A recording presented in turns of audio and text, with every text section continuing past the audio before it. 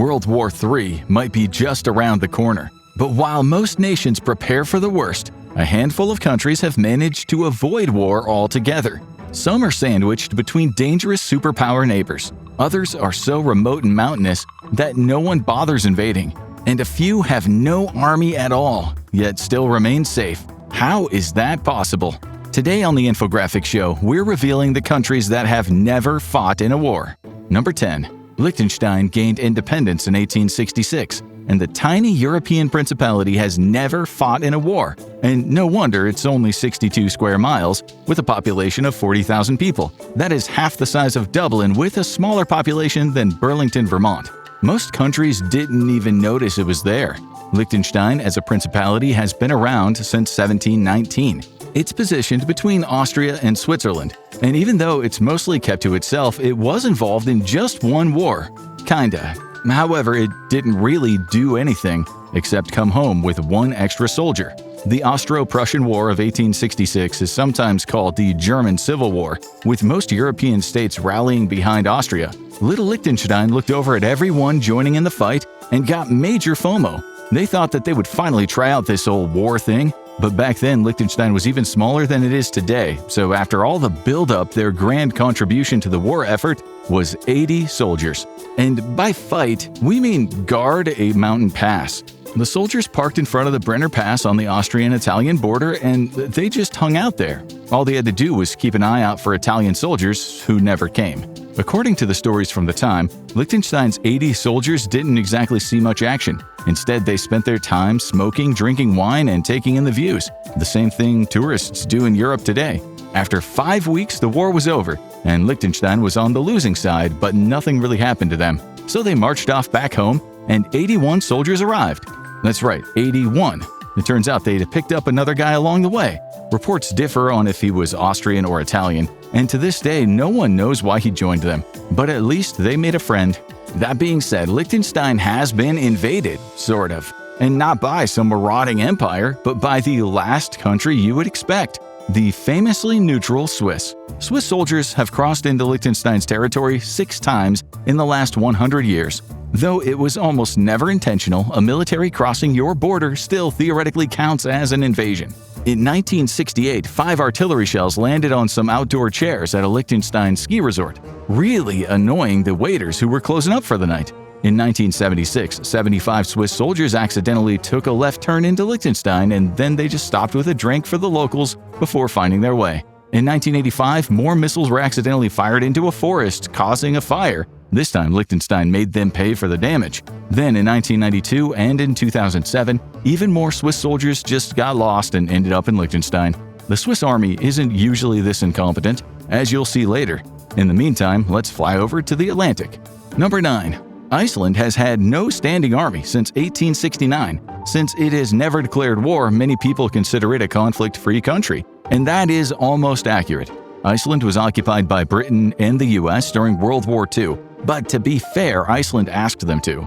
Though Iceland had declared neutrality during World War II, Hitler wasn't exactly known for respecting neutral borders. So the UK set up troops there in 1940 to deter a possible German occupation. In 1941, Iceland asked the US to occupy the island as well. In return, they gave the US some business deals. Iceland also went through the Cod Wars with the UK. And yes, they were exactly as ridiculous as they sound. Even more ridiculous, Iceland, the country with no army and a population of around 392,000 people, won against former Miss the Sun Never Sets on the British Empire. The Cod Wars were a series of fights over fishing rights between 1958 and 1976. It all started after Iceland expanded its coastal territory from 3 to 4 nautical miles from its coastline. The UK, which had already been getting annoyed at not being allowed to fish in Icelandic waters, retaliated by banning Icelandic ships from docking at UK ports. Iceland doubled down by extending their fishing rights to 12 nautical miles from the coastline. And so started one of the world's most ridiculous conflicts. Besides some ships ramming each other, it didn't escalate much beyond that. Well, apart from Iceland cutting off all diplomatic relations with the UK at some point, many European countries actually thought that Iceland was being unreasonable. They urged them to back down, but Iceland relied heavily on fishing, and it would do no such thing. So 4 conflicts came and went, and Iceland asserted itself and refused to back down every time. The country's leaders also pointed to a 1951 defense agreement with the U.S. that they would be willing to use if things got out of hand. The agreement said the U.S. could set up bases in Iceland, and in return they'd offer the small island country protection. Eventually, due to Iceland's stubbornness, the international community and the UK caved, ending the Cod Wars. Since then, Iceland has only been at war with the Instagrammers that flood its shores. Despite all the drama, only one person ever died during the Cod Wars. In 1973, Halldór Halfriðsson was repairing the hull of a patrol boat damaged by a British frigate when he was accidentally electrocuted. But overall, Iceland has experienced relative calm, except when the local volcano erupts. Speaking of, a country's geography can really help promote the peace there. Number 8. Today, Bhutan might seem like a peaceful, low-key nation. It has a significant Buddhist religious tradition. It has a gross national happiness index through which it measures people's well-being. It seems like your local yoga teacher of countries. But it wasn't always that way. Bhutan has actually been invaded by Tibet. Well, Tibet tried to invade at least several times in the 1600s after Bhutan's founding in 1616, but each attempt failed. The last conflict came 2 centuries later during the Boer War of 1864–65. Bhutan carried out cross-border raids, and since Britain had imperialist tendencies, no, really, they used the raids as an excuse to declare war. As a result, Bhutan lost a fifth of its territory. But today, Bhutan is the most peaceful nation in South Asia. Why haven't more people tried to invade? Well, it's a landlocked country without much in the way of resources, and it is way up in the Himalayas.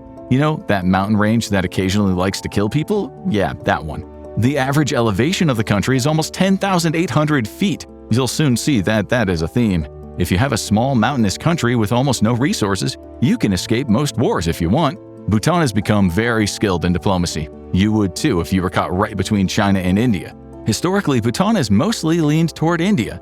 In 1949, Bhutan signed a treaty that agreed to let India guide its foreign policy.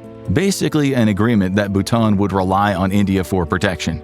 That treaty was renegotiated in 2007, giving Bhutan full autonomy over its own foreign policy. But the countries still cooperate very closely. Bhutan leans on India for military training, equipment, and protection. Protection from who?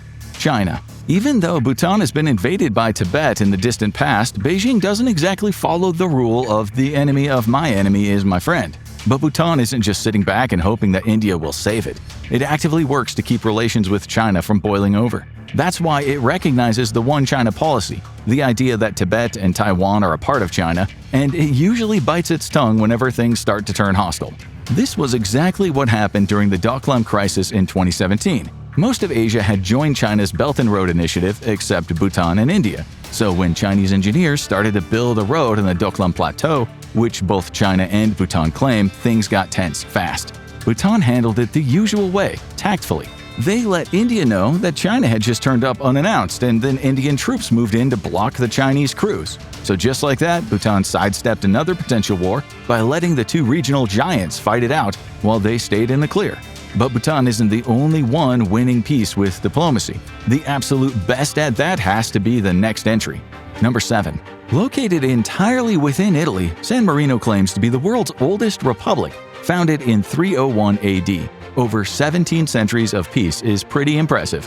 San Marino has managed to avoid conflicts with the stroke of luck that seems like a near miracle. Even Napoleon swung by and refused to invade. He even suggested giving the small republic some of the lands that he had already conquered. But San Marino, finding this whole war thing too much of a hassle, politely refused. As a token of appreciation, Napoleon gave the nation a bunch of hay and tax-exempt status anyway. Why was he such a big fan of San Marino? It boils down to the fact that Napoleon really liked the man in charge, San Marino's regent named Antonio Onofre. San Marino leaders do diplomacy especially well, which is good for a country that wants to avoid wars. Onofre became buddies with Napoleon, which was pretty easy. Onofre was already friends with Pope Leo XII and the leaders of most major countries on the European continent. Apparently, he had a way with words.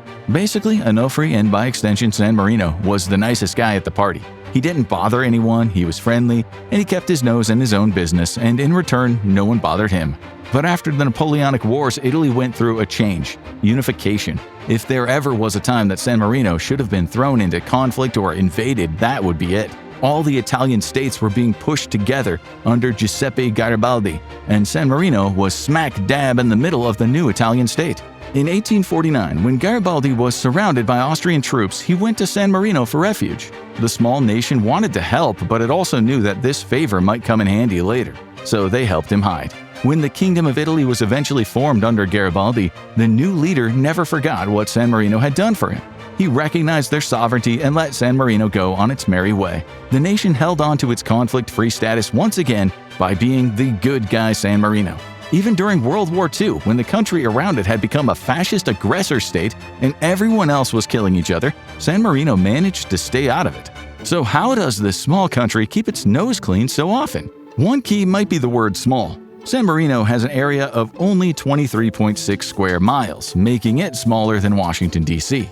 San Marino is basically a fortress on a mountain. Only about 17% of its land can even be farmed, and it has no valuable resources – no oil, no gas, no minerals – that might tempt invaders. On top of that, it is completely surrounded by Italy. There are no international trade routes running through it, and controlling San Marino would only get you from Italy to Italy. This small country probably has the second best claim on our list of being able to see that it has never been in a war. But who is first? You'll see later. In the meantime, there's a country more famous than San Marino for staying peaceful that may not be so conflict-free after all. Number 6. For a famously neutral country, Switzerland certainly loves its guns. It has one of the highest rates of gun ownership in the world, with 28 guns for every 100 citizens. That adds up to between 2 and 3 million guns circulating in the country, ranking it below only the US and Yemen. The high ownership of guns is because the Swiss military isn't made up of full-time soldiers. Instead, it conscripts men into military training once they become eligible at the age of 18. They have to complete their training by age 25, but they can choose when in that time period to do it. Women also have the option to enlist, but they are not forcibly conscripted. After training ends, soldiers go back to their regular lives and careers. But the idea is that they can be summoned back to duty at any time. So Switzerland may not have a permanent army, but it has a very well-trained citizen soldier army, which has not been called on for centuries. It turns out Switzerland was involved in plenty of wars before becoming the world's most neutral country. The last one ended back in 1815. French revolutionary troops invaded Switzerland back in 1798 and replaced the Swiss model with a centralized Helvetic Republic. That then caused Austrians and Russians to fight back by also invading Switzerland. Poor Switzerland was caught in the middle. After more than a decade of fighting, everyone was exhausted and they just wanted to go home. At the Congress of Vienna, Switzerland was declared permanently neutral, a concept first floated in the 1648 Treaty of Westphalia. And it wasn't just Switzerland's idea, the major European powers all agreed to it. Why? Switzerland is located right in the middle of a bunch of European countries that like to shoot at each other. France, Austria, and the then fragmented states of Italy and Germany all recognized the same thing. Switzerland sat right in the middle, perfectly placed to be used as a springboard for invading any of its powerful neighbors. That being said, the Swiss weren't exactly sitting ducks relying on the kindness of strangers. The Swiss Alps makes invasion very difficult. Though France succeeded, it was far from easy. And today, every citizen being militarily trained also makes invasion complicated. There was a brief internal struggle called the Sonderbund War in 1847, but nothing since then. Neutrality isn't just about Switzerland's foreign policy, it's also about holding the country together. Switzerland often feels less like a single nation and more like a coalition of cantons and ultra-efficient people. With French, German, and Italian-speaking groups all living side by side, neutrality gives them a shared foreign policy. It also prevents the kind of interstate conflicts that could split the population if one side supported a war and the other opposed it. Switzerland was also famously neutral during World War II, dealing with both the Axis and the Allies. But that neutrality came at a price to its reputation. The country became known as the banking hub for Nazi gold, and it didn't exactly ask any uncomfortable questions about where that gold was coming from. In fact, Switzerland bought around $1.7 billion worth of it, so the reputation wasn't entirely undeserved. Is there any truth to the idea that countries steer clear of invading Switzerland because world leaders and rich people have their money stashed there? Well, as of 2024, Swiss private banks managed about $4.24 trillion in assets. That is roughly the size of Japan's entire economy, the fourth largest in the world. Draw your own conclusions. Our next rich country has done quite well for itself too.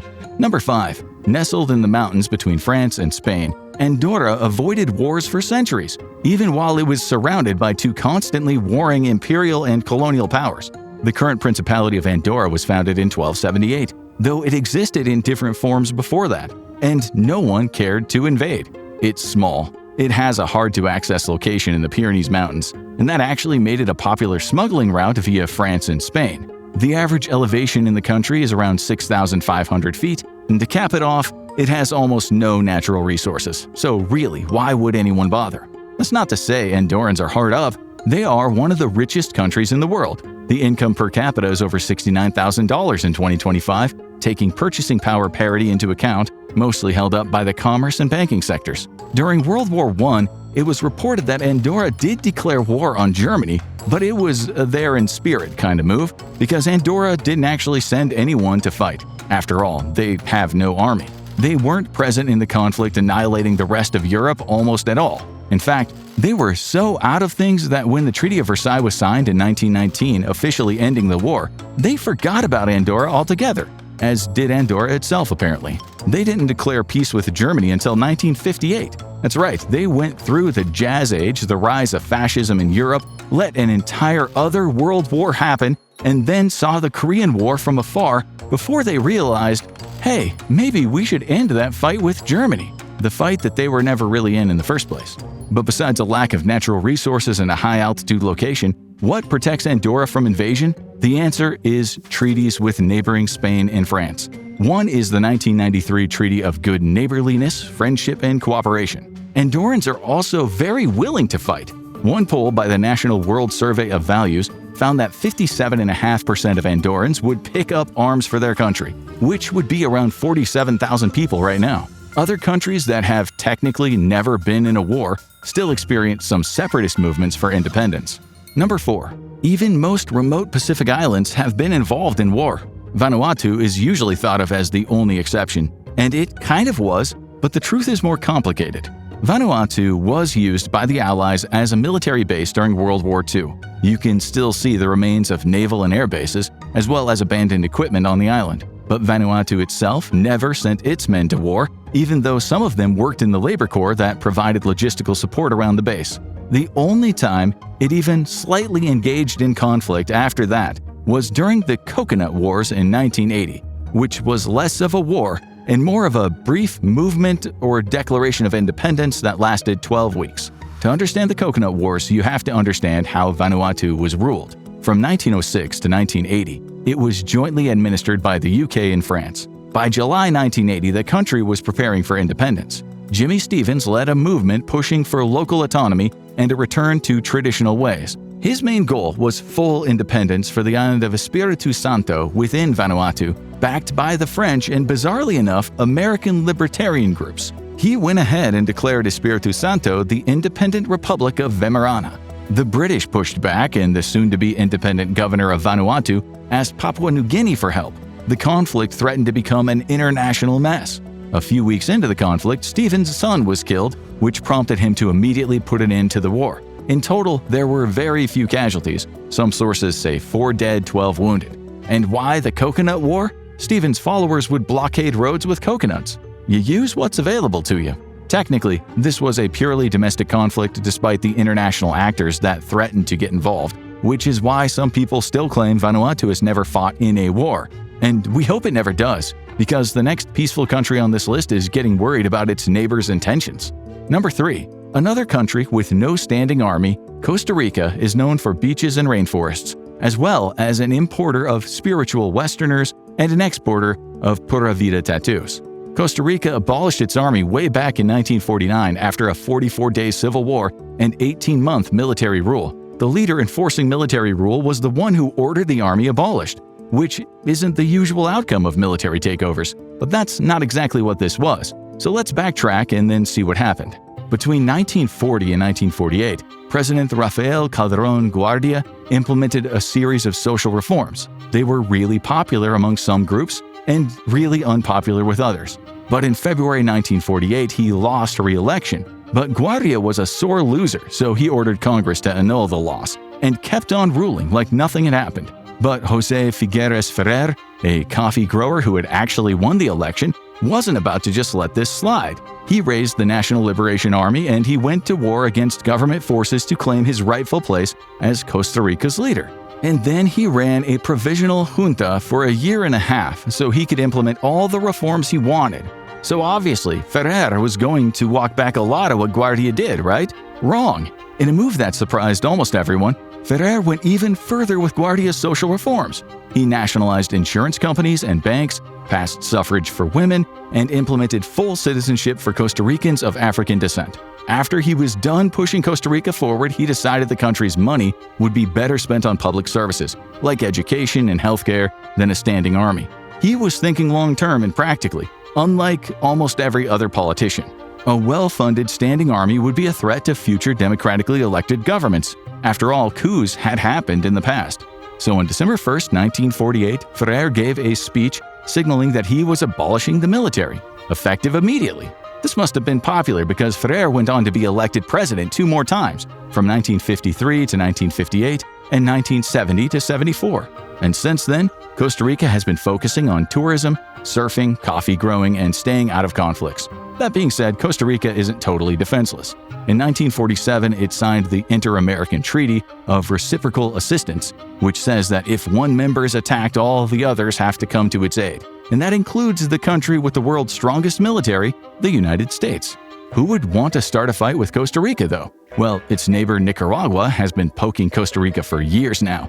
In 2010, there was a small conflict between the two called the Google Maps War. Seriously. Nicaragua sent troops to the San Juan River border to start dredging operations. There was just one problem. The territory actually belonged to Costa Rica. But Nicaragua thought it was theirs because, well, Google Maps had mislabeled it. The mix-up was eventually resolved, but it was just one in a long line of incidents that left Costa Rica fed up with its neighbor.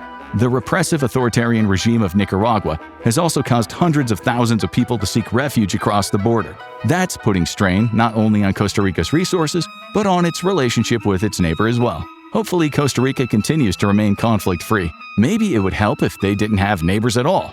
Number 2. This one might be contested because France and Britain have been in a few scuffles over control of Mauritius, but Mauritius itself has just been chilling. The French had controlled the island since 1715. They used it as their naval base in the Indian Ocean. But since Britain controlled India, they didn't appreciate their arch-nemesis having a base in the area, especially once the Napoleonic Wars started. So, in 1810, the two powers went to war over the island to determine who would control it once and for all. Obviously, Mauritius ruling itself simply was not an option. After a huge naval battle, the British landed on the island and defeated the French once and for all. With a population of 1 million people and a booming economy, the island has been doing quite well for itself since its independence in 1968. So well that it never bothered to create its own army. The country spends only 0.3% of its GDP on defense, mostly its police and coast guard. Maybe after decades of seeing the French and the British fight over the region, and the UK using it as an airfield during World War II, Mauritius had had enough. So how does Mauritius protect itself today? Well, considering it's around 500 miles east of Madagascar in the middle of the Indian Ocean, it hasn't had much to worry about in its immediate neighborhood. But it also has close ties with other countries to help it sleep better at night. Mauritius gets counterterrorism training from the US, and its Coast Guard has a special relationship with the Indian Navy. Now, that doesn't mean Mauritius has been problem-free. The country had some short-lived internal ethnic riots in 1968 between Creoles and Indo-Mauritians. Similar riots occurred for 4 days in 1999 after the death of Creole singer Kaya in police custody. Lastly, it has a long-standing disagreement with the UK over who the Chagos Islands belong to. But those are small potatoes compared to what's going on in most countries.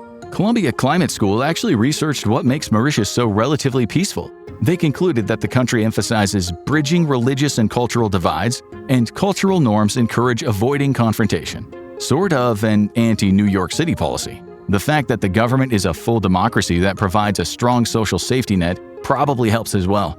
In 2020, when the Institute for Economics and Peace looked at the state of the world and found it horrifying, Mauritius was one of just 4 countries free from ongoing domestic and international conflict. It is the most highly ranked African country on the Global Peace Index and ranked very high on the Positive Peace Index.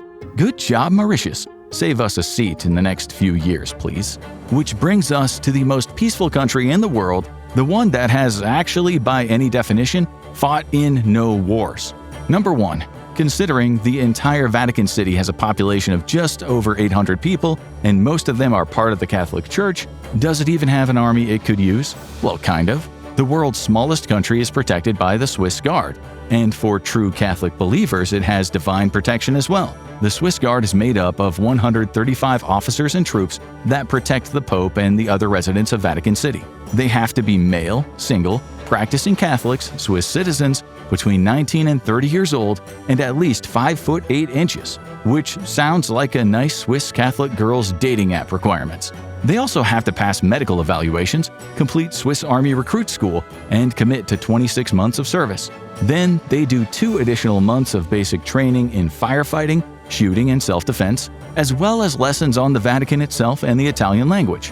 But the last time the Swiss Guard was actually used was on May 6, 1527. It's been a while. During the sack of Rome, 147 of them died protecting Pope Clement VII. To be fair, they were up against 20,000 Holy Roman Empire troops, but the Swiss Guard delayed the troops enough to allow the Pope, accompanied by some guards, to escape, until he was captured shortly after. 6 months later, he was released. The Swiss Guard members that went with him, though, they were killed. But Vatican City doesn't really rely on the Swiss Guard for protection against foreign aggressors, though. Since 1929, when it was founded, the Lateran Pax recognized it as a sovereign state. Italy has also made it clear that any attack on the Vatican would be taken as a direct attack on Italy. And since Italy is also a part of NATO, that's an attack on NATO as well. That's not even counting the 1.4 billion Catholics worldwide. Any nation attacking Vatican City would immediately incur their wrath and lifelong guilt trips. No one wants more than 1/6 of the entire world angry at them. And lastly, it's just bad luck to invade a nation of priests. Whether or not you believe in hell, why risk it, you know? In any case, of all the countries on this list, Vatican City makes the best case for the title of country that has never fought in any war. Some countries have managed to stay out of every war, while others are so fortified that no army can touch them. Watch These Countries Are Impossible to Invade to see which nations no one wants to take on, or click on this video instead.